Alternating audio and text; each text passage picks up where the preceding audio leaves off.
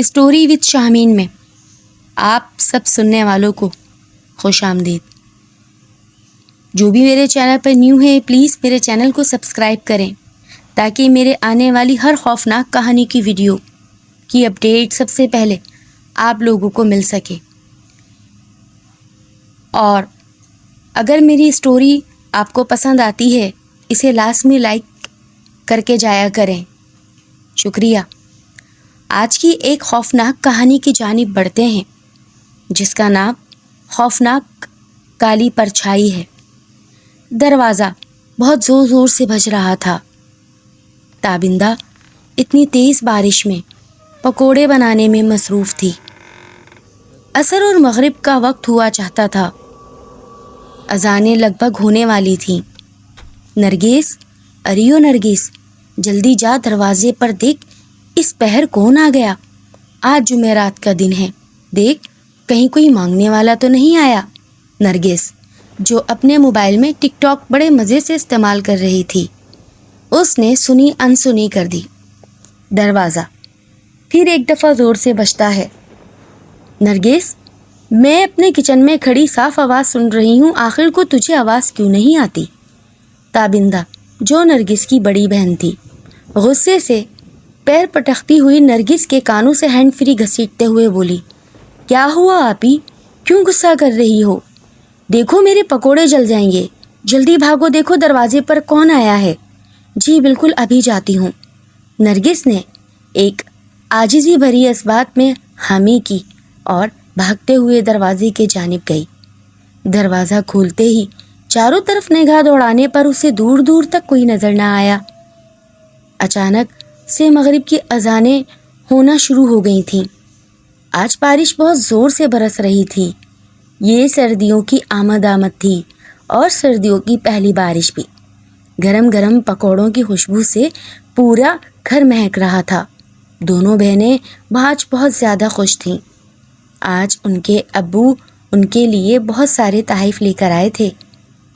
نرگس اور تابندہ ان دونوں کی اماں نہیں تھیں، ایک ابا ہی تھے جو ان دونوں کا بہت زیادہ خیال رکھا کرتے تھے۔ نرگس جسے موبائل اور ٹی وی سے فرصت ہی نہ تھی، تابندہ بالکل ایک سگڑ گھریلو بچی تھی۔ تابندہ کی عمر 22 سال جبکہ نرگس کی عمر 20 سال تھی۔ دونوں بہنیں بہت ہی زیادہ خوش رہا کرتی تھیں۔ تابندہ کے ابو نے کبھی بھی ان کو ماں کی کمی نہ محسوس ہونے دی تھی۔ ان کی ماں کو گزرے 2.5 سال کا عرصہ ہو گیا تھا، لیکن آج بھی دونوں بہنیں بہت زیادہ اپنی ماں کو ایسے یاد کرتی جیسے کل ہی کی بات ہو۔ نرگس، میں نے تمہیں کتنی دفعہ منع کیا ہے موبائل اور ہینڈ فری کے ساتھ واش روم نہ جایا کرو، اور اذانیں ہو رہی ہیں۔ ایک تو پہلے ہی اتنی دیر سے دروازہ بج رہا تھا، تم نے جا کر دیکھا تو کوئی نہ تھا، اور اب تمہیں ایک دم سے واش روم جانا ہے۔ صبر کرو، اذانیں ہو لینے دو۔ کیا ہوا آپی، کیسی باتیں کر رہی ہیں؟ ارے ہمارا دین منع فرماتا ہے، تم یہ بات جانتی تو ہو کہ واش روم کے اندر الائیں بلائیں رہتی ہیں، اور اذانوں کے وقت تو ہرگز نہیں جانا چاہیے۔ تابندہ کی بات کو جھٹکتے ہوئے نرگس واش روم چلی جاتی ہے۔ اتنی دیر میں دروازہ پھر بج اٹھا۔ ارے بھائی، یہ آخر کو ہے کون جو اتنی زور زور سے دروازہ بجا رہا ہے جیسے مانو اس کے پیچھے کتے لگے ہوں؟ تابندہ بڑبڑاتے ہوئے دروازے تک جا پہنچی۔ جیسے ہی دروازہ کھولا تو ایک عجیب و غریب شکل کا آدمی ہاتھ پھیلائے کھڑا تھا۔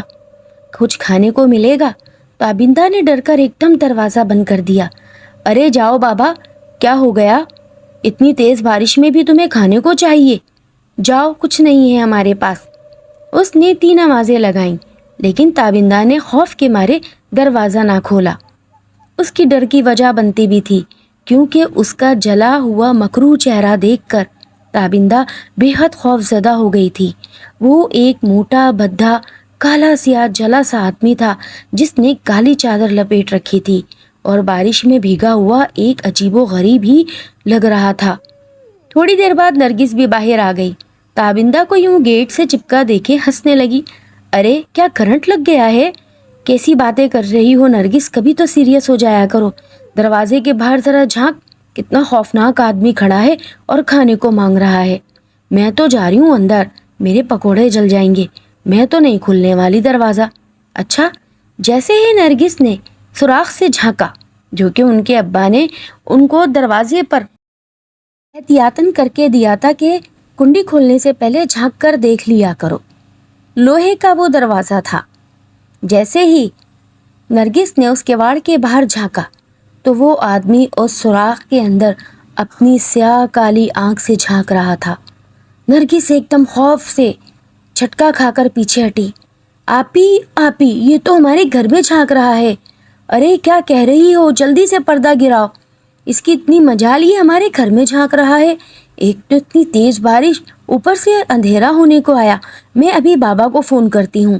یہ کون آ گیا جو ہمارے دروازے پر اندر جھانک رہا ہے؟ یہ کہہ کر تابندہ نے فوراً اپنے بابا کو کال لگا دی۔ بابا جان جلدی سے گھر پر آ جائیں، نہ جانے کون آدمی ہمارے گھر کے اندر جھانک رہا ہے، آپ بس فٹافٹ آئیں۔ بالکل بیٹا، میں ابھی پہنچا۔ پریشانی کس چیز کی ہے، کیوں گھبراتی ہو؟ دروازہ بند ہے نا، کھولنا نہیں، اور ہاں پردہ گرا دیا؟ جی ابا بالکل۔ دونوں بہنیں بہت زیادہ گھبرائی ہوئی تھیں۔ اب تو پکوڑوں اور بارش کا ہوش ہی نہ رہا، دونوں سکڑ کر ایک صوفہ پر جا بیٹھی۔ نرگس نے تابندہ سے بولا، آپی ڈرتے ڈرتے پکوڑے ہی کھا لیے جائیں۔ تابندہ نے ایک دم غصے سے جب نرگس کی طرف دیکھا، وہ اپنے ہاتھ مسلتی رہ گئی۔ تم کتنی بے شرم ہو نا، ایک تو باہر وہ آدمی کھڑا ہے اور اوپر سے وہ اتنا خوفناک اور مکروہ ہے، اور اوپر سے ہی گرجتے بادل۔ کچھ ہوش کے ناخن لے لو۔ اسی اثنا میں لائٹ چلی گئی۔ لو بھائی، اب تو سارا کام ہو گیا اس اندھیرے میں۔ چلو اٹھو، گیس لائٹ آن کرو، دونوں ساتھ چلتی ہیں، میں تو اکیلی نہیں جاتی۔ دروازہ ایک بار پھر بجا، دونوں ایک دوسرے کے گلے لگ گئیں اور خوف سے چیخ اٹھیں۔ اب کون آ گیا؟ زور سے ابا کی آواز باہر سے آتی ہے، تابندہ، نرگس دروازہ کھولو، میں آ گیا ہوں۔ شکر ہے ابا جان آ گئے۔ بھاگ کر دونوں نے ٹارچ لائٹ کھولی اور دروازہ کھولنے بھاگی۔ ابا کو دیکھ کر دونوں کی سانس میں سانس آئی۔ اب جلدی سے کیواڑ بند کر کر اندر آ گئیں۔ کیا ہوا تھا، کیوں ڈر گئی تھیں؟ ویسے بھی میرے آنے کا وقت تھا، آج جمعرات ہے، کوئی مانگنے والا آیا ہوگا، منع تو نہیں کیا تھا؟ دونوں ایک دوسرے کی شکل دیکھنے لگی۔ نہیں ابا، ایسی تو کوئی بات نہیں، وہ بات کو صاف گول کر گئی تھیں۔ تو پھر کیسے پتا دروازے میں کوئی اتنا خوفناک آدمی جھانک رہا تھا؟ وہ بس مجھے نرگس نے ڈرا دیا تھا، انہیں پتا تھا کہ اب ہماری شامت آنے والی ہے، اس لیے ان دونوں نے بات بہت آرام سے گول کر دی تھی۔ تو پھر مجھے اتنی جلدی بلانے کی کیا ضرورت تھی؟ راستے میں کوئی حادثہ ہو جاتا تو؟ ان کے ابا نے دانت چباتے ہوئے دونوں کو دیکھا۔ ابا، اصل میں ہم نے آپ کے لیے ایک سرپرائز ڈش تیار کی ہے اور سوچا کہ مل کے گرم گرم کھا لیں گے۔ ایسا کیا؟ جی ابا جان، بالکل ایسا۔ آئیے چلیے بیٹھیے۔ جیسے ہی ابا جان ہاتھ دھو کر بیٹھے تو گرم گرم پکوڑے سرو کر دیے، جو کہ تینوں نے بہت مزے سے مل کے کھائے اور کافی دیر تک ادھر ادھر کی باتیں کرتے ہوئے۔ چلو بچیوں، اپنے کمروں میں جا کر اب آرام کرو، ہم بھی سونے جا رہے ہیں۔ یہ کہہ کر ابا اپنے کمرے میں چلے گئے۔ ان کے ابا ایک عبادت گزار انسان تھے، تہجد پسند تھے، اس لیے وقت پر سو جایا کرتے تاکہ تہجد کے وقت اٹھ کر اللہ تعالیٰ کی عبادت کر لی جائے۔ نرگس اب بھی موبائل میں مسلسل مصروف تھی۔ آپی، آج کوئی ہارر شو سنے؟ کیوں، کیا ہوا؟ دیکھے نا، موسم کتنا ڈراؤنا ڈراؤنا ہو رہا ہے۔ کیسی باتیں کر رہی ہو نرگس، یہ تمہیں ڈراؤنا موسم لگ رہا ہے؟ دیکھے نا، آج کتنا بڑا شارٹ سرکٹ ہو گیا ہے اور ابھی تک لائٹ بھی نہیں آئی، پورے 12 بج رہے ہیں۔ کوئی اچھا سا ہارر شو لگاتے ہیں، کیا خیال ہے؟ چلو۔ کہانی سنتے سنتے دونوں نہ جانے کب سو گئیں، پتہ ہی نہیں چلا۔ اچانک رات کے 3 بجے کے قریب نرگس کی آنکھ کھلی۔ لائٹ آج ابھی تک نہیں آئی تھی، موبائل بھی شاید آف ہو گیا تھا۔ ارے، اس کی تو چارجنگ ہی ختم ہو گئی۔ چلو، مجھے تو واش روم جانا تھا۔ آپی اٹھو نا، مجھے واش روم جانا ہے۔ نرگس، مجھے تنگ نہ کرو، بڑی مشکلوں سے آنکھ لگی ہے، میرا سر پھٹے جا رہا تھا، آپ خود چلی جاؤ۔ ہمت کرو، ابا جان اٹھ گئے ہوں گے نیچے، کیوں گھبرا رہی ہو؟ چلی جاؤ، دیکھو ان کے بھی تو تہجد کا ٹائم ہو رہا ہے۔ باتیں کرتے ہوئے نرگس کو جواب دینے میں وہ پھر سو گئی۔ آپی آپی آپی کا جواب ہی نہ آیا۔ چلو جی گئی بھینس پانی میں۔ اتنی گہری نیند اللہ مجھے بھی دے دو۔ مجھے کیوں نہیں آتی اتنی گہری نیند؟ ایک روزانہ آدھی رات کو اٹھ کر واش روم جانے میں میری جان نکلتی ہے۔ نہ جانے میں ہی کیوں واش روم جاتی ہوں، آپ ہی کیوں نہیں جاتی؟ بارش جو اب بھی ہو رہی تھی اور رکی ہی نہ تھی۔ لگتا ہے آج سارا سیلابی ریلا ہمارے ہی علاقے میں آ جائے گا۔ کتنی طوفانی تیز بارش ہو رہی ہے، رکنے کا نام ہی نہیں لیتی۔ نرگس آہستہ آہستہ قدموں سے چلتے ہوئے اپنے کانچ کی بنی کھڑکی کھولتی ہے اور تیز طوفانی بارش کا پانی اس کے منہ پر جا کر لگتا ہے۔ اف اللہ کتنا تیز پانی آ رہا ہے، لگتا ہے کافی بھاری نقصان ہوگا صبح، یہ تو اٹھ کر ہی پتہ چلے گا۔ یہ کہہ کر اس نے کھڑکی واپس بند کر دی تھی۔ وہ اب آہستہ آہستہ قدموں سے سیڑھیوں سے اترتے ہوئے واش روم کی جانب جانے لگی۔ اس نے دیکھا کہ ٹیبل کے اوپر بیٹھ کر کوئی چیز کچھ کھانے میں مصروف ہے اور وہ ایک دم سیاہ تھی۔ نرگس جہاں کھڑی تھی وہیں ٹھہری رہ گئی۔ ابا جان آپ ہو؟ ابا جان آپ ہو، جواب دو نا۔